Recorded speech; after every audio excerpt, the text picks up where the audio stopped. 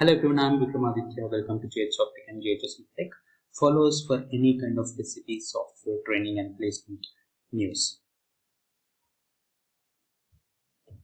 What is SAP EWM? SAP EWM stands for Extended Warehouse Management, and we all know what is SAP.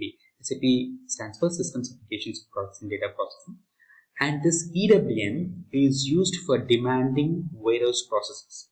So SAP EWM forms part of SAP Supply Chain Management and provides end-to-end support for supply chain processes. Please note that the warehouse management module, which has already been imbibed and is a part of the ECC of the ERP software by SAP, it's going to be outdated in the future, and it's no more going to be continued, and we have to use EWM for the warehouse management services. And so it becomes mandatory for all the organizations to implement